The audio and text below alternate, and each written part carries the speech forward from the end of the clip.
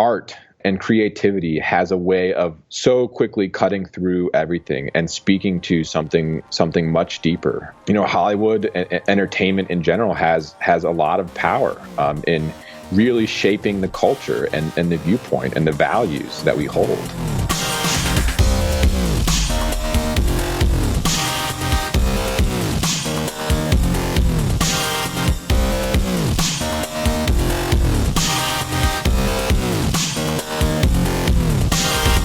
You're listening to Inside Acting, a podcast dedicated to demystifying the inner and outer games of success in the entertainment industry. I'm Trevor Elgott. And I'm AJ Meyer. I never realized it's plural, and we've been saying game this whole time.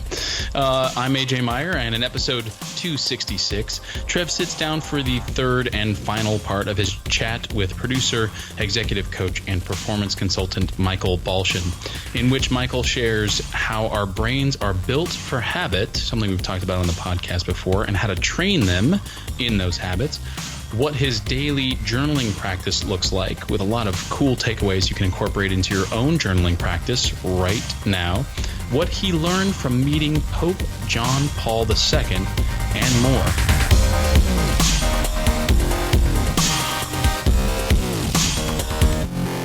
Support for this episode of Inside Acting comes from Rehearsal Pro, the next version of Rehearsal. It's the current version of Rehearsal at this point. It's the essential app for actors, and it is now available for your iOS device inside the iTunes App Store. So if you want to learn your lines, if you want to be off book for your auditions, reliably, confidently, exploring your character, making stronger choices, booking the room, and doing some new cool stuff that's going to be unveiled to the public shortly, go to rehearsal.pro/IAP right now. Learn all about these great new features in this newest version of Rehearsal and get it for yourself. It's an essential app tool for your toolkit. You will not regret it. Rehearsal.pro/IAP.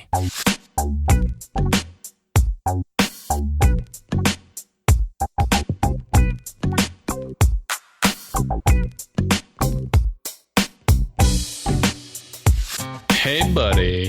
Hey, man. It's so weird recording at night when we almost always record in the morning. The energy is very different. Do you feel it? The energy's different. I don't know. Maybe?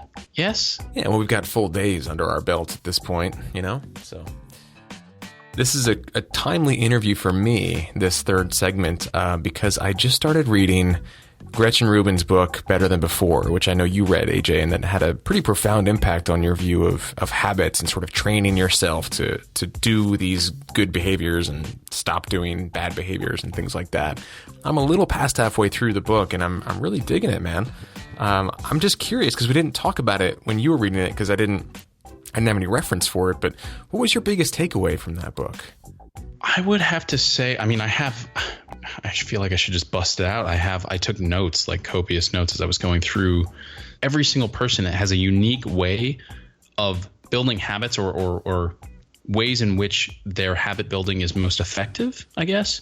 And there's so many different ways in which we can categorize ourselves based on what she talks about in the book. I have a running note on my phone of all of these different categories. Knowing more about who I am and the way that I operate when it comes to habit formation was, and I know that's the whole point of the book, but that was my biggest takeaway. Does that make sense? Mm-hmm. Yeah, absolutely. It's the Four Tendencies, which is actually, from what I understand, the title of her next book. Her next book is going to be all about those tendencies that she talks about in this book.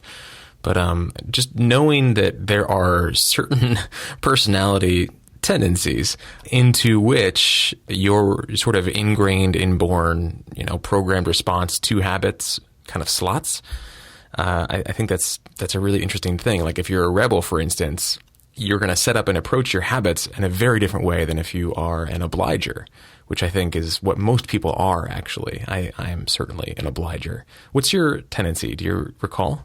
I believe I'm with you on the obliger thing. It's either that or upholder. Hang on. I'm trying to find that note. The Four Tendencies is just one categorization of all of these different, she talks about night owls versus morning larks, procrastinators versus like all these other things, underbuyer versus overbuyer, opener as opposed to finisher, which I thought was interesting because I listened to that book right after we did the Jenna Fisher interview. So she was talking about being a finisher, and then Gretchen Rubin brings it up again in the book. I wrote down part obliger, part rebel. Do you find that for certain things you need to go with the rebel tendency, and for others you need to go with the obliger, or is it pretty uniform as far as habits go? I think it's more about an awareness. Like, I get to recognize that there is a part of me that is a rebel and notice when it's coming up. And then when it comes to the obliger part, just notice when I'm allowing commitments to others to take precedent over a commitment I've made to myself, essentially. Interesting stuff, man. I'm really enjoying that book. I should make it my pick of the week, but you already made it your pick of the week many episodes ago. So hey, we've doubled up before. we have. It's a good book. I'm enjoying it. It's not quite like a 5-star read for me, but I definitely am learning a lot about it. So anyway, big thanks to again, as always, Grace Gordon for running our Artist's Way IAP cluster. It is rocking in there. We are heading into week 6, I believe. Is that correct? Yeah. Week 6 of the Artist's Way coming up. Actually, we're in it now as this episode goes live. So hop in and join us. Even if you're just starting the Artist's Way at week 1 or negative weeks at this point, you are still welcome to join us in the membership and kind of go through this journey with us, because it's not like there's a spoiler in week 6, I guess is what I'm saying, or other weeks. You can still join in and go at your own pace and just have the community there to support you and to hear you and for you to hear them. So on and so forth. So join us with that. It's pretty cool. And then also, we definitely want to give a big shout out to our marketing and web director, Gadali Gubarek, who is running an awesome Kickstarter campaign for an awesome short film that he wrote and is producing and acting in. His brother, an award-winning director, is going to be directing it. He's got a Kickstarter for it. They're raising $10,000 at the very least. Of course, there are stretch goals. And he's, as of this recording, over halfway there. And it's pretty cool. It's called Burgled. Yeah, so anybody who knows Gadali knows that this man, his talents are so incredibly varied. And so he created a business card for himself. And the only way that he could describe himself is it says, Gadali Gubarek, professional distraction. That's what it said on his business card. I don't know if he still uses them, but that's a perfect example of how varied and robust his skill sets, plural, are. And this film is going to be a amalgamation of all of those things, because he's really into kung fu. He's got a lot of martial arts experience, but he's also a comedian, and he's really funny, and he's got circus skill sets with like juggling and magic and a whole bunch of other things in sort of that vein as well. So this is a combination of all of the things that sort of interest him and that he's good at. And so it's going to be, from my understanding, it's going to be a sort of comedy kung fu film, of which there have been some made in the past, but like, how cool is that as a foray into short filmmaking? Yeah. I would describe him, and I think he would agree with this. He's like part Jackie Chan, part Charlie Chaplin, and then part something else I can't quite put my finger on, but a sort of deadpan comic type person. So you put all those things together in one guy and give him, permission to create his own stuff, and you got something pretty unique and entertaining. So we definitely invite our listeners to check out his Kickstarter campaign. Please support it if you feel moved to. Our entire team has certainly chipped in, and we're proud to, and hope you guys will take a look at it as well. The link for that is on our website, or you can, of course, visit Gadali's website, which is just gadali.com, GEDALY.com. What's new in your world this week? Anything going on? I had kind of a slow week. I have one sort of piece of good news, and then I have another self-tape audition that I get to put myself on tape for next week. This will now be my 4th or 5th audition for the same role in the same play, because the play itself is produced so often. It was the #1 produced play in, I think, 2015, and the writer won the Pulitzer. He won some Huge award for it. It's called Disgraced. There was actually a production of it here in Los Angeles a while back, and it was on Broadway. And Asif Manvi played the lead on Broadway. But anyway, this is like the regional productions of it happen all the time. But the big piece of news is, I talked about the meeting that I was going to have. I can't remember if it was the last episode or the episode before, where I was talking about going in for a meeting with a commercial agency, and I was like, I don't know what's going to happen. And you were like, dude, you could be in national commercials. Don't sell yourself short. Anyway, they signed me, so I now have commercial representation in Los Angeles. So that's kind of cool. And who knows? We'll see what happens. Awesome, man. See what happens when you energetically release things. So how do you feel about this? Are you excited, or are you just kind of rolling with the waves, or like what's your approach? Yeah, to this? It's both and. I'm excited about it, but I'm also like, whatever happens. It was very cool being able to go in with that attitude, and I met with both of the agents individually, and both times I was like, I don't know, just kind of like commercials, like, I don't know, maybe, I guess. This is so cool because I wasn't being inauthentic, but it allowed me to sort of be detached from the whole thing. And they were very cool in that they want to work with my look. So like one of them said these magic words: we dance to the beat of the theatrical drum.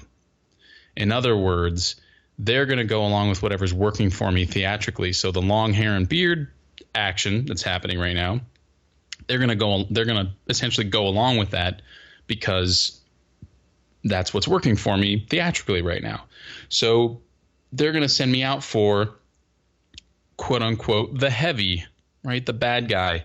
And so, find that too much in commercials, like across the board. Like that doesn't happen often, but when it does happen, it's usually in an interesting commercial where the director wants to tell a story, sort of like a mini movie, a 30-second movie. And so you end up working with really interesting directors and really interesting projects.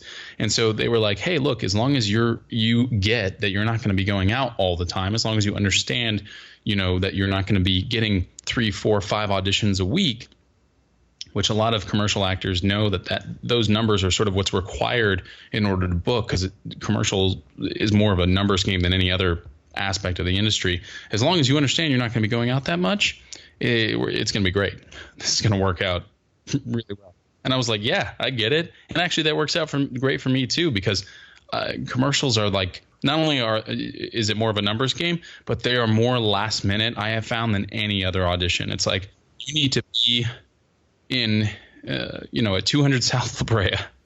Anybody who's auditioned for commercials in LA knows what I'm talking about right now. You need to be at 200 South La Brea in like 2 hours.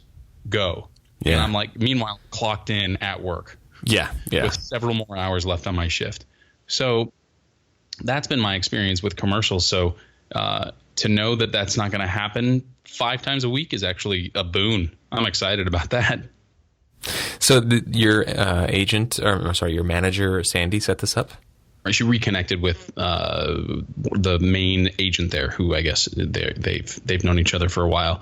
But also I didn't realize I have mutual friends that are also repped by this agency. So when I went in, I was like, hey, so-and-so says hi. It was kind of cool to have that connection, So if you could impart a lesson learned from this whole experience to our listeners, a lesson that is not to energetically release something in order to obtain it, what would that lesson be? Like, what did you take away from this whole experience of not being attached, going in, having a few connections, just having a casual conversation, and it resulting in a signing? You just said one of them, which is being detached. Who was it? Amir Talai saying, I'm professionally invested and emotionally disconnected.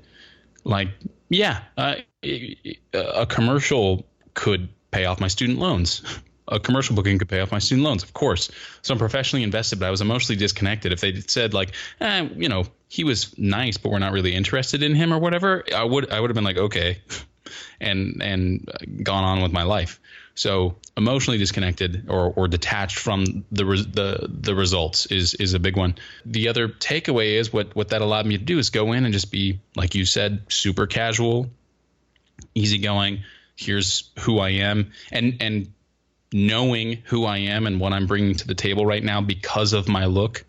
I said some stuff when I had the second meeting with the other agent. I was just the banter and the stuff that I've learned from the podcast and whatnot.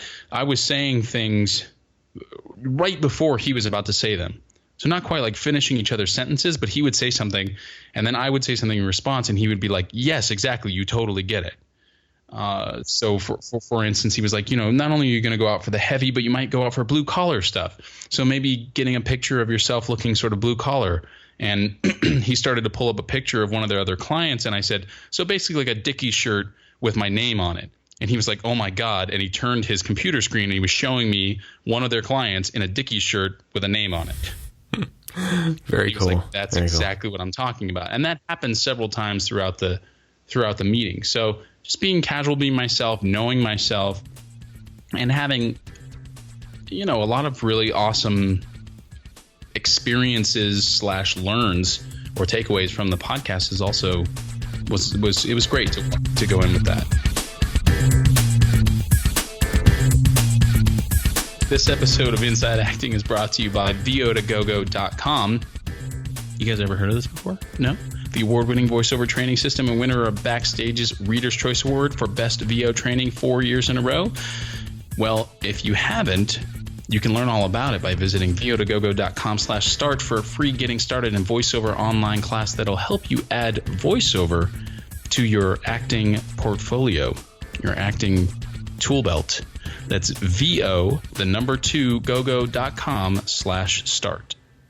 I do have to say that working on the mic in voiceover is such an actor-heavy thing. A lot of people think that it's all about your voice quality or the voices that you can do, things like that, but that has so little to do with it.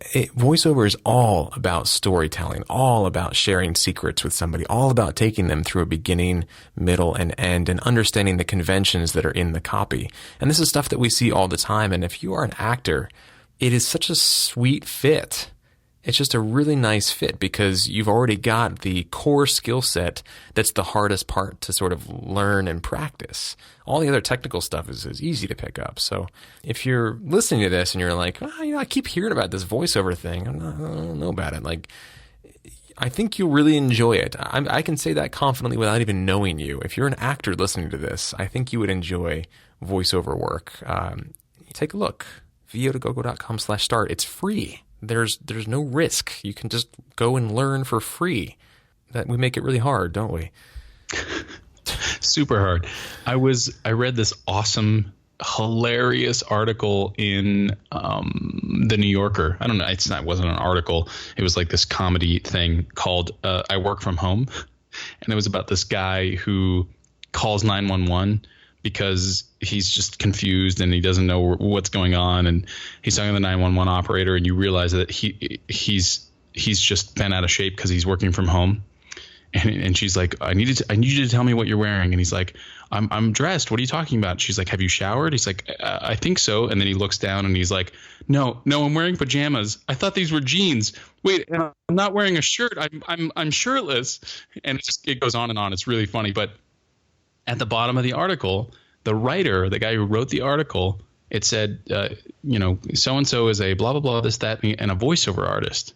And I was like, I'm going to Google this guy's name. And I did, and I pulled up his website, and he has, oh my gosh, so many national brands. I mean, the guy probably makes, the vast majority of his good living on doing voiceover. And I started listening to his demos on his website. And I was like, this guy's so good at what you were just talking about, Trev, acting, like telling a story. No wonder he's working all the time in all these different, brands. And I was like, man, this is such an awesome skill set. And, it really takes some learning. So what a great place to at least get started, you know? Yeah. And, so much of what's in the voiceover, the VO2GoGo curriculum, and I'm not, like, David didn't ask us to say this or anything. I'm not saying this for my own personal benefit. This is just me talking. It is an acting class. So much of it is acting. He covers the art, commerce, and science of the voiceover industry, and the art is all about acting. The commerce is all about the business side of things. So how to run a profitable, successful business and connecting with clients and, hand-holding clients and taking them through a project from start to finish and following up. And then there's the technology part, the science part, which is about the software and the computer and the mic and all that fun stuff. But all of it is an acting. You put all of that together and you've got a really comprehensive take on what it takes just to run an artistic business.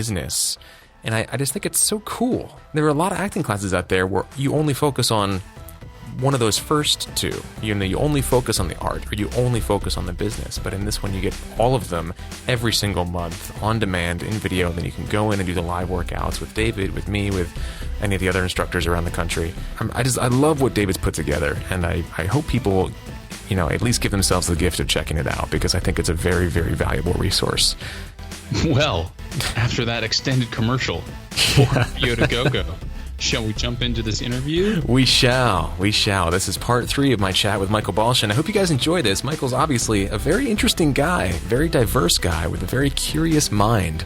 He certainly knows his stuff, but I think he's the last person who would admit that he knows anything at all, because the greatest minds always know what they don't know. And I would put Michael in that category. I really enjoyed talking to him. Hope you enjoy this third part of our chat, and we'll catch you on the other side.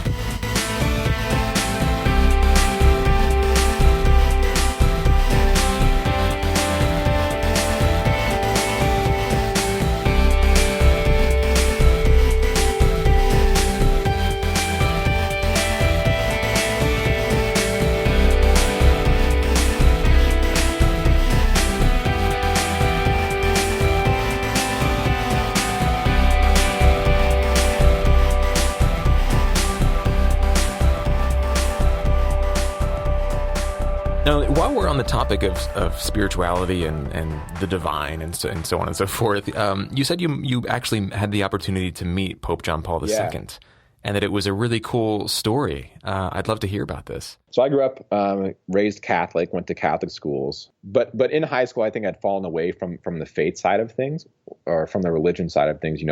There's lots of mistakes that all organized religions have made, but was kind of questioning, like, what do I believe? What do I think about this whole God thing and Jesus and whatever? And we had got the chance to have an independent study. My high school did a really cool thing where in January you had kind of 2 subjects that you just did for the month of January. And we planned a trip to go to Europe. And as part of that trip, we were going to go to Rome and to the Vatican. And we were lucky enough to get an audience with Pope John Paul II. Mind you, like at this point, I'm essentially like a non-believer and non-Catholic, whatever. Go to this thing and we're going and we meet with like the people at the Vatican the day before who are preface of what's going to happen. And they say, they're going to come out, they're going to read the gospel, which is, from the Bible, and they're going to read in all these different languages. And then they're going to introduce the various groups who are there who speak that language. There's probably, 1,000 or 2,000 people. So it was, it wasn't like us and him in a room getting coffee or whatever. It was like a small gymnasium type of thing. But he says, that's what's going to happen. You get the opportunity to give a cheer or something. Lots of people wave, whatever. So we're brainstorming, that night, and we go there the next morning, and there's this cool energy in the room, just like this positive energy. And then the Pope wheels out, and he was pretty advanced Parkinson's at that point, I think. And I tell you, I was totally unprepared for the feeling that I would have. Just him like entering the room, I had this, I really don't know how to describe it besides like love. Like I felt like he was grateful that I personally was there, and that he was just like so like compassionate and loving, like directed just at me. And I'm sure that everybody in the room felt the same thing. I went from being like, I don't know what God or whatever that is, to like, man, I don't know what this is, but I know that I can feel it, and I know that it's powerful and palpable and just so beautiful. I imagine that's exactly what like the Dalai Lama I've read stories of people just like, you look into his eyes and you're overcome with this like compassion. I imagine that these big figures of the past, the axial age figures, including Jesus, like that's what it was like. Like they were so in tune with this other bigger thing, whether it's God or Buddha or divinity or universe or energy, like whatever you call it, they allowed it to come through them. And I felt that with Pope John Paul II. And I knew like, okay, the Catholic Church is not a great institution, but there's some bigger truth that's behind it and all religions. To finish the story, they go through, they read the Gospels, they get to us. They're like, from St. Teresa's Parish in Springfield, Ohio, we have, whatever. And I stood up and I went, give me a P. And then all my buddies, there was like Oh six of my buddies, they all went, P. And I was like, give me an O. And my buddies were like, oh. And then P-E. What's that spell? Pope. What's that spell? Pope. And then we brought some shirts. We were going to take our shirts off. We figured that probably wasn't kosher. So we like brought some extra shirts and we like swung them around our heads and we were like, go Pope. And the place went absolutely bonkers. The Pope gave us the best response that he gave to anybody besides the Polish people who had dressed up in like full getup and were singing Polish songs and stuff. You know what I love about that is just the idea that, like, with some of these like big religious institutions, and I'm not saying they're good or bad or right or wrong, but sometimes they really foster this culture of like, you've got to be quiet and subdued and respectful and don't, but if you look at like, if you take a look at the universe and I think what the creative force behind all this is all about, I'm pretty sure they would want us to be partying and celebrating and doing cheers like that. I'm pretty sure they look at some of our rituals that are, sort of culturally very stoic and, quiet and they're probably like, oh man, these people, they haven't quite figured it out yet, have they? It's a party. Yeah. It's a party. Enjoy it. There's food everywhere. The sun is shining. There's plants and other, enjoy this. We mentioned big magic earlier, but I absolutely love, that book had a big impact on me, but she tells a story of Bali, the Bali priests, I think, but essentially boils down to like, and the sacred became profane and no one could tell which one was which. And like the tourists were all pissed off and the priests were like, we got him. But like, why not have fun? Like, to zoom out far enough, we're on this tiny rock in the middle of nowhere with like surrounded by infinite space in all directions. And we get to like be here and smile and like go to concerts and like make art and be connected and like feel those feelings of love. And like, let's not get all frustrated and pissed off about what we call it or whatever and who's got what piece of whatever. But like, let's have a party. Like, why can't we fucking have a party? Yeah. Although then I immediately jump back to that question of like, there's going to be people out there who say, look, the world's got a lot of evil. And, that's true too. Yeah. There's a story I heard on, I think it was Invisibilia or maybe it was This American Life. And it was a story about these people that were having a nice dinner in Italy, I think it was. And it was sort of a quiet dinner. It was late night on a weeknight and they were, I don't know, in someone's house or something. And some guy broke in to the house with a gun during this dinner and basically like showed up at this table of 6 people enjoying wine and stuff. And he pointed the gun at them and said, like, basically, I'm robbing you. Give me all your money. And they were all, of course, terrified and frozen and didn't know what to do. And so one of them said, okay, but would you like to join us for a glass of wine first? and they said the guy was just so like taken aback by that. And then after a moment, he kind of said, okay. And then they poured him a glass of wine and he sat down and this is a true story. I can't remember exactly where I heard it, but I remember thinking like, this can't be real. But the people who lived through it were telling it.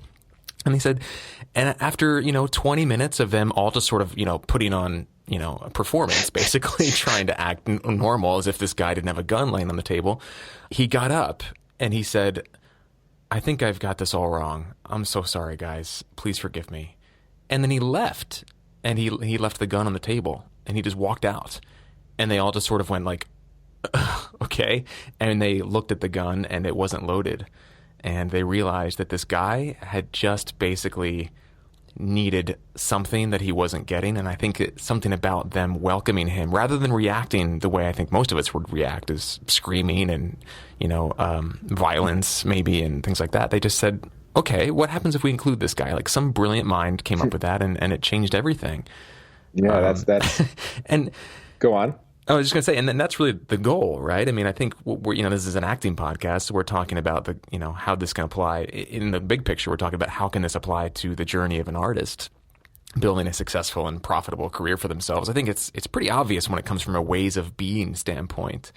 But sometimes it takes acting completely counter to what your instincts are telling you to do, because the world that we enjoy right now is the product of all our thoughts, all our triggers, and all our reactions and responses and knee-jerk everything, So it's like sometimes we need to be a little bit more conscious and deliberate about how we choose. And everything we've talked about today, meditation and things like that, I think help with that. Yeah. I love that story, by the way. And the takeaway for me, besides like, dude, that's a friggin' awesome story, is like using that sort of same switch of when people do things that trigger you, when people do things that anger and upset you. And I try and do this, and I certainly fail at this probably more than I succeed at it. But what I try to do is think like, what might they be needing? What might they be asking for? What might they be suffering with that's causing them to do this behavior? And that totally shifts. And I think real quick, just to, because it is an acting podcast, and I think that art has an ability to cut through all the bullshit and to speak to that deeper, that human component. My wife and I watched This Is Us, and I've found myself weeping at This Is Us probably more than I've cried in the past year. I've thought a long time about like writing books and and all the things that I've studied, and yet art and creativity has a way of just so quickly cutting through everything and speaking to something much deeper, and we feel it, and that's why we're so drawn to art, and that's why we compensate artists so well, because this is something that really has the opportunity to change people. And I think Hollywood and entertainment in general has a lot of power in really shaping the culture and the viewpoint and the values that we hold. Yeah. And so much what we've talked about today is just a practice. It's sort of like remembering to be conscious and to choose in the moment to behave or choose intentionally. But as we record this, a lot of listeners are going through the Artist's Way together inside our membership. And a big cornerstone of the Artist's Way is Morning Pages, which is 3 pages of handwritten, long form, brain dump journaling every morning. And I know you're a big proponent of journaling as well as meditation.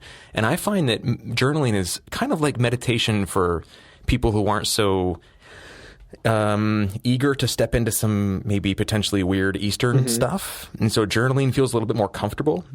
I think it's all part of the same sort of basket of goodness, though. And you talk about teaching yourself to write like Leonardo da Vinci, and some lessons you've learned from that. And of course, you journal every day. And it looks like you've got some specific things that you make sure to include in your journaling practice. And I think this is an essential tool for getting in touch with what makes us tick, how we respond to the world around us, and what we're really intentionally up to with this, one life that we have here. So tell me a little bit about your journaling practice, and maybe also a bit about why and how you taught yourself to write like Leonardo da Vinci, which I think is backwards, right? He wrote backwards, in mirror and left-handed. So, and I'm right-handed. But I love morning pages. I actually just started incorporating morning pages into my journal a couple months ago, and that was on the recommendation from Tim Ferriss. I've got my journal practice has got a lot of stuff in it, and it started with the 5-minute journal, and was another one of those things that like everyone says, hey, like you should do this. This is a really good idea. This is really powerful. And I was like, yeah, but it seems like it takes a lot of time, and like I'm so busy, and we're all so busy. But started doing that, and holy shit, it creates space in the same way that meditation does. And I think for the morning pages specifically, it's getting some of those thoughts that are bouncing around our heads and just getting them out onto the page, so that like one, our brain can stop thinking about them. It's like, okay, like he's paying attention, got that off my chest, like moving on. And then two, to get some more clarity. We talked earlier just in writing and how writing helps you get clarity on things. My journal practice at night, I write down the 3 things that I want to accomplish the next day. So number one being like, if all I got was this one thing, then that would be a great day. And then potentially two more things. So up to three things total, that would make it good. And then I write a couple sentences. One says, Michael, I love and accept you exactly as you are. The other one says, this is the only moment you have. Be here now. Breathe, smile, laugh, relax, expand. And then the last one is, I'm an open channel through which love, wisdom, and abundance freely flow. And I write those in the style of Da Vinci. So that's, if you held it up to a mirror, you'd be able to read it. I started doing that. I broke my leg, my right tibial plateau, just kind of blew it up playing rec league soccer. And I didn't even play soccer really. I shouldn't. Anyway, long story short, I couldn't walk for a couple months, couldn't put any weight on my leg. And I'm very, very athletic. I like to move a lot. And I thought I'm gonna go batshit crazy unless I can find some other way to kind of occupy my mind. Da Vinci had an iPad, or there's an iPad app that's got like Da Vinci's journals, and he did a lot of studying of cadavers and kind of drawing anatomy. And so I was learning about my leg through this app that I'd bought, years before, and saw that Da Vinci's writing was all, in mirror. Like that might be a fun thing to just kind of like train myself to do. I'm a big believer in, the growth mindset and how if we practice enough things, like we can do it. And so I just started practicing writing with my left hand, which is my non-dominant hand, and writing everything in mirror. So it's not just like writing, if I don't write hello backwards, like OLLEH, I like write the H like backwards so that the tall part is on the right side and the short part's on the left side. And over time, like found that like one, I was actually able to do it. Two, they say that the creative side of the brain is the right side of the brain, and the right side of the brain controls the left side of the body. The left hand. And so I saw it as like a creative practice, and also just like training my brain to like function in different ways. And what I've found over time is that the reason I still do that today, it forces me to slow down a little bit, and to really be conscious and not just scribble these things on the page, but to actually like write down these sentences and be like, think about them very intentionally. And then the other thing that it's caused me to really do is like realize how much of the quote unquote rules around us are really just convention. That like my brain is able to read this handwriting in mirror. And most people can actually read it pretty well too. Like it takes a second, but your brain's able to make this flip where you can see it. And for me to like look around and be like, okay, left to right is just a convention. I can write it right to left. And it's no less real or correct. It doesn't fit with everybody else. So, we've agreed upon certain rules to help us all get along better, but they're not necessarily right in an abstract sense. And then the last piece of that is this really kind of big jump that might be too big for just this conversation, but looking at yourself in the mirror and everything is backwards, right? So like when you look in a mirror, everything's in mirror. Looking at a picture of yourself, for so many people, actors, when you're looking at yourself on screen, that is the mirror image of what you're used to seeing the majority of the time. Because when you look at yourself in the mirror, it's flipped from what everybody else sees. That's why most of us hate looking at pictures of ourselves, because something just doesn't seem right. And if you take a picture of yourself and you flip it, so like most computers allow you to do this, like to show you the mirror image, and you compare that picture of the flipped image to the picture that people typically see, you'll prefer the one that's flipped. Because that's the one that your brain is used to seeing all the time. This notion that like how we see ourselves is fundamentally different from how the entire rest of the world sees ourselves because it's flipped is a big shift of like, whoa, like maybe it makes sense to look at things how other people are looking at them from time to time. Wow. Yeah. And that's what a powerful, like there's obviously concrete stuff there, but what a powerful sort of psychological metaphor as well. Yeah. Just to recognize that everything we see is a reflection of ourselves and that the world doesn't see that, even when it comes to, our thoughts. And that's one that sometimes I'll sit there and I don't think that every day, but every once in a while it's like, oh, shit. Yeah. So that's the Da Vinci stuff. And then the rest of the journal, there's an affirmations where I write down a bunch of words that I want to embody, whether that's loving or creative, disciplined, playful, present, alert, alive, aware, yada, yada, yada. I riff on that for like 5 minutes. I do a gratitude practice, 3 things I'm grateful for. And, that's typically something close to me, a person. I try and switch it up every day, big things, small things. And then I write down at the end of the day major things that happen. So any meaningful lessons, things I want to celebrate or things I want to tweak going forward.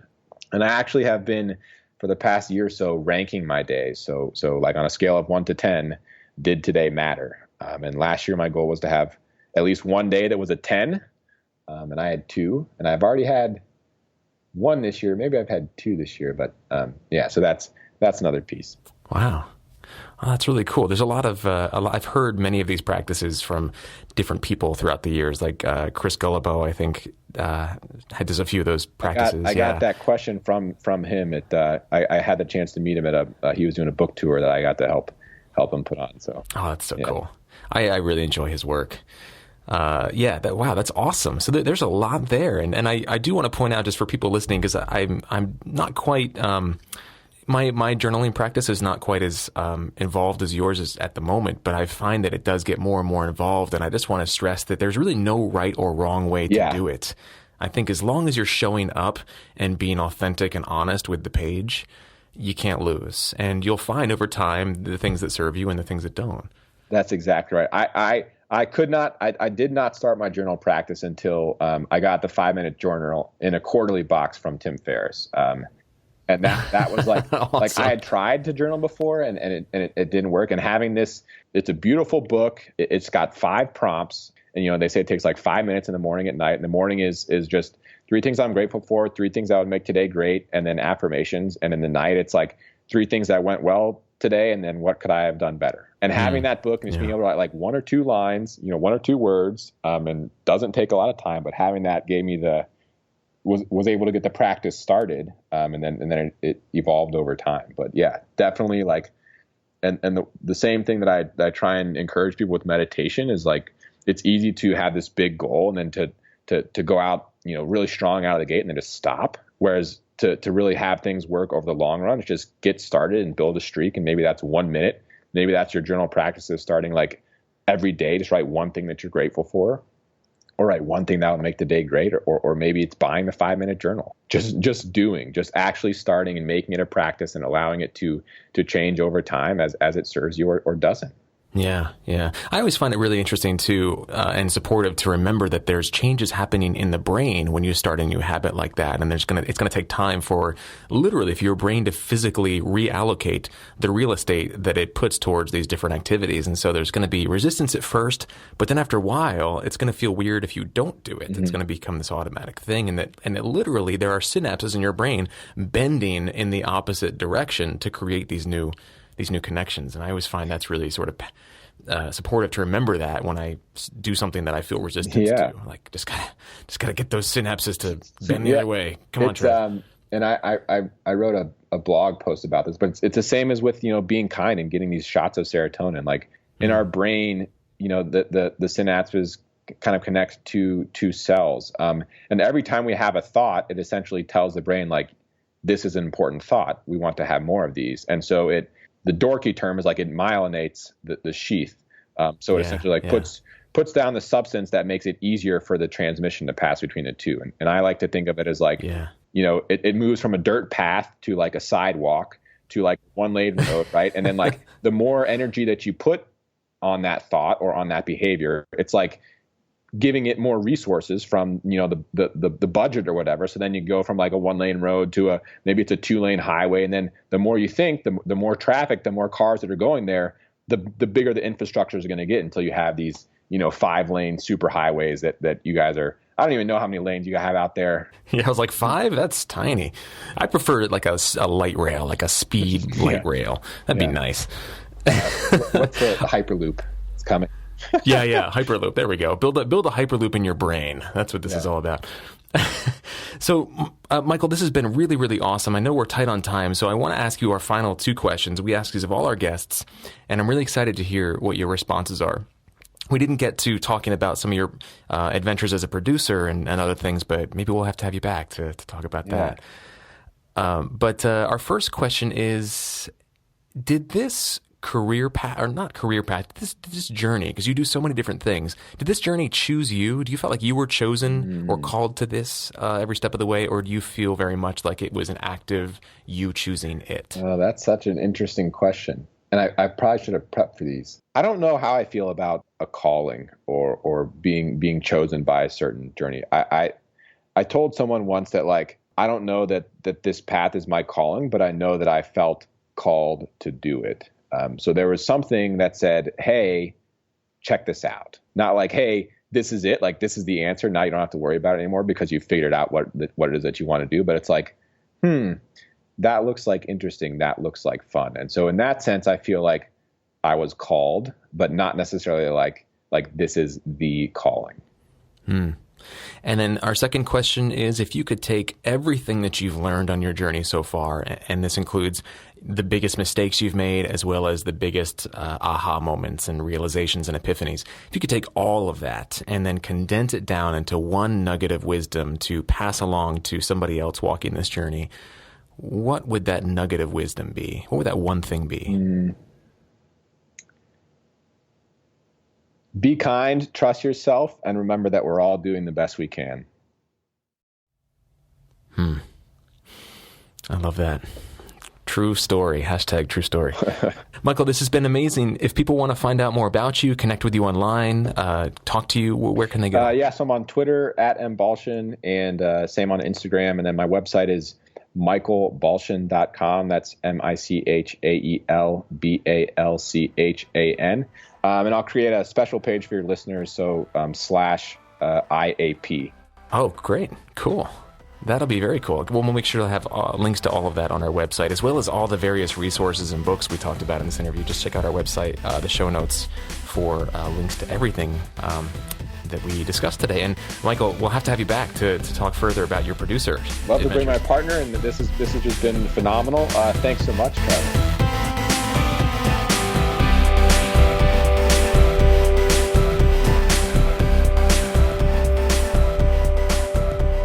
Folks, welcome back. Big shout out to Michael. I hope I get to meet you online or in person someday soon.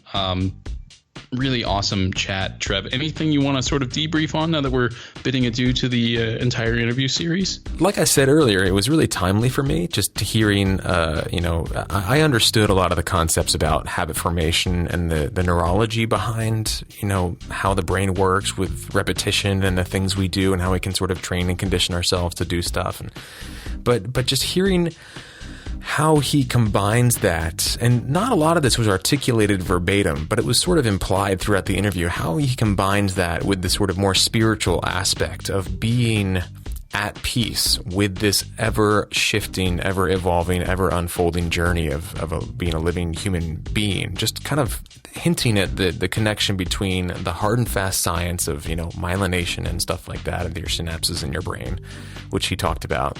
And then just sort of connecting it with like the sort of other side of the brain, which is just about emotionally moving through this world, trying not to be triggered by everything. I really enjoyed that, and it was timely for me because I'm going through, as I said earlier, this book by Gresham Rubin, all about habit formation, and I'm having a lot of aha moments. I think as a result of this interview also being in my sort of realm of attention at the same time. So, I mean, we don't have time for me to sort of go through a list of all the things that have come up, but I would say the big one is I don't think Gretchen uses this term in the book, or at least she hasn't yet, but the idea of micro habits. And this is something I remember you talking a little bit about, AJ. She talks about in the book how the habit of doing something is for her at least more important than the habit itself. So what I mean by that, or what she means by that, is that showing up for something every single day and consciously making the choice to do it is more important than the actual thing that you are doing. So it's just about positive reinforcement every step of the way, and practice. And I remember she talked about being a writer, and she said she felt like she could consider herself a writer if she showed up and wrote every day. But oftentimes writing can feel like this big daunting thing. And so she committed to just writing one sentence a day. So she showed up and she wrote one sentence then she could call it a day and say that she was a writer. Now, how often are you going to show up and write one sentence and then just like, okay, all done, I'm out of here. Like, it's pretty rare. You're pretty much always going to sort of at least write a paragraph or something. I know some famous writers talk about how they just, I forget exactly who it was, but one very famous writer just talked about how his only goal every day was to write 200 measly, rotten words. And that was how he wrote like 80 plus books throughout his entire career, was to show up every day and write 200 basically shitty words. And that's how it gets done. And so showing up and writing a sentence a day, it's just enough just to get the juices flowing. And if you're just not feeling it that day, or you're just totally crushed for time, you don't have the mental defeat of breaking the streak that you've built up because you didn't have time to write for an hour. You wrote your one sentence. It still counts. You still showed up. And it just wasn't the day for that. But the next day you might show up feeling completely energized and write, 2,000 words. I really appreciated that sentiment, and I'm sort of applying it in other areas of my life. Just that smallest qualifier, I guess, for lack of a better term, just like the least possible qualification to say, I did this. And in a way, it's really important because then it ensures that you start attaching positive emotion to that thing. Whereas if you set a loftier goal that you only meet intermittently, you start attaching a negative emotion to it every time you don't do it. And so it has to do with, building your confidence and feeling like a success and trusting that you're capable of keeping your word, like all these things. So that's been powerful for me, and something about that overlaps with this chat with Michael. I can't quite quantify it yet, but if I had to unpack it, that would be about as articulate as I could get. No, that's great. It reminds me of being a finisher. Yeah. In sort of this micro version, like you're saying. And then it also reminds me of Ben Whitehair uses the example when people that he's either friends with or he's coaching or that, he's supporting in building goals and habits. When they say, I want to work out 6 times a week and blah, blah, blah. He always says, let's try to break it down a little bit simpler. And one of the things he ends up arriving at, or supporting others in arriving at, is showing up, wearing gym clothes, like in the gym or in your home gym, and that's it. Like, that's the habit. Like, literally showing up, wearing workout clothes in the place where you work out. Right. And if you do that, you've accomplished it. So you can literally walk into the gym, for instance, and be like, okay, I made it. I can go home now. And maybe you do. But chances are, like you were saying, Trev, with the one sentence, you're probably going to stick around and do a little bit of something. You're already there, So I don't know. It just reminded me of that.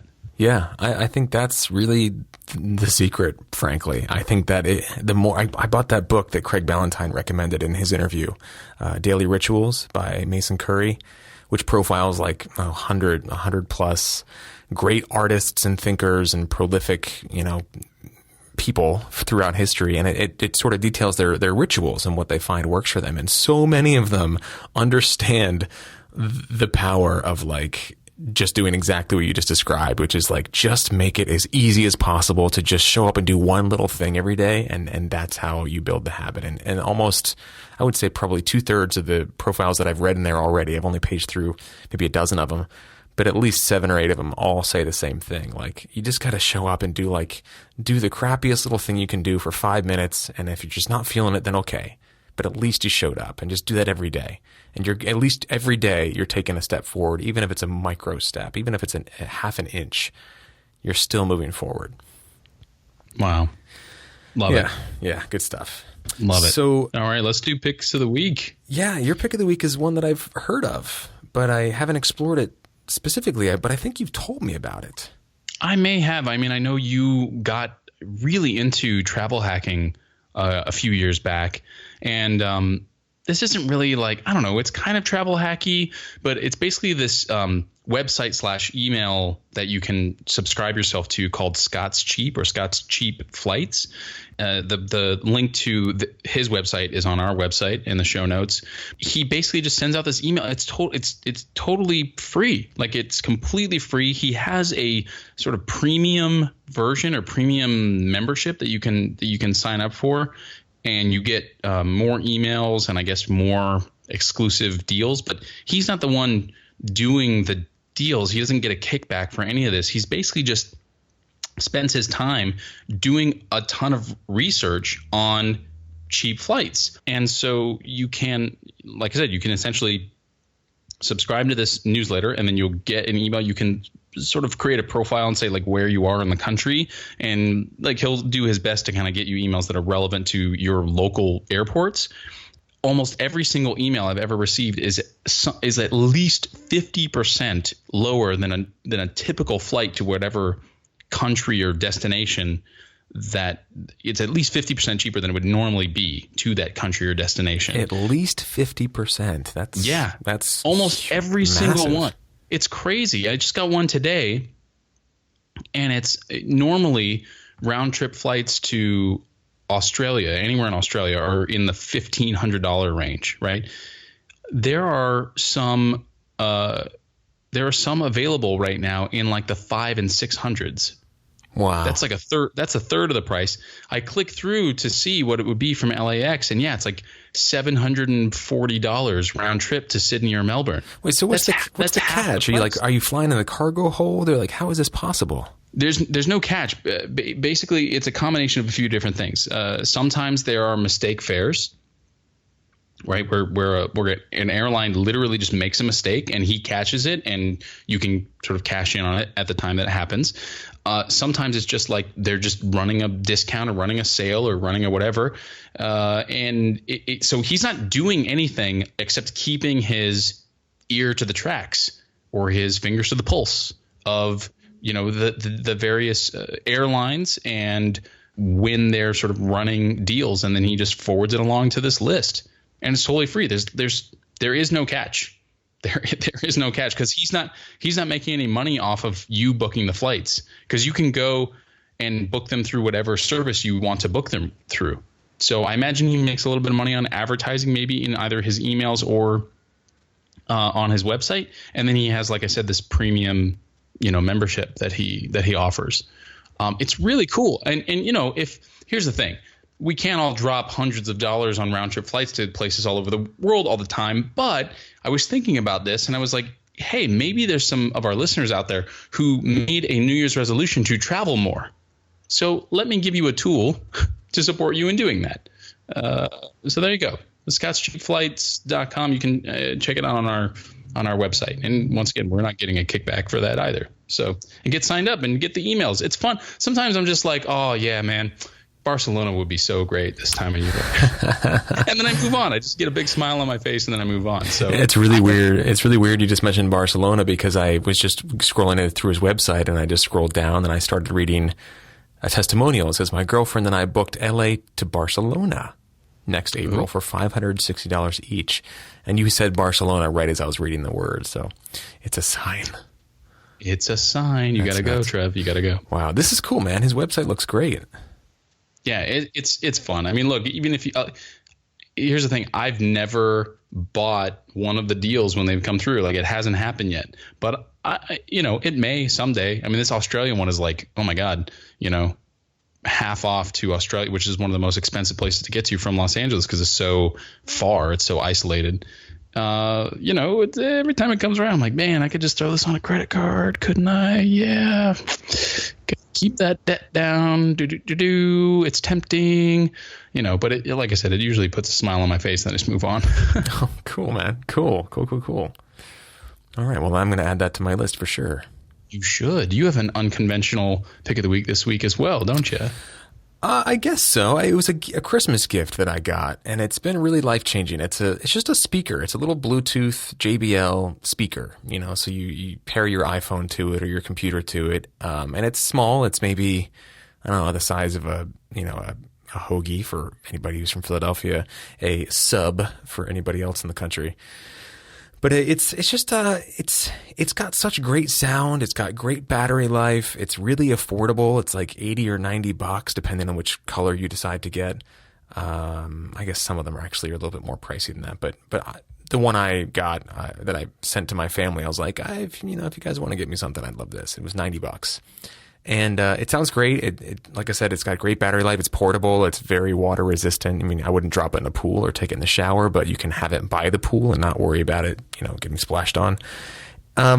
And it's just, I have an Apple Music membership, and I have a lot of podcasts I listen to, and I do a lot of cooking in the kitchen. And so I'll just set this thing up, and, pair my phone and have this great sound system. And wherever I want, I can just carry this thing around the house with me, and I can take it with me to friends' places. And I didn't have a good speaker system. I had these other JBL speakers that I bought years ago that broke.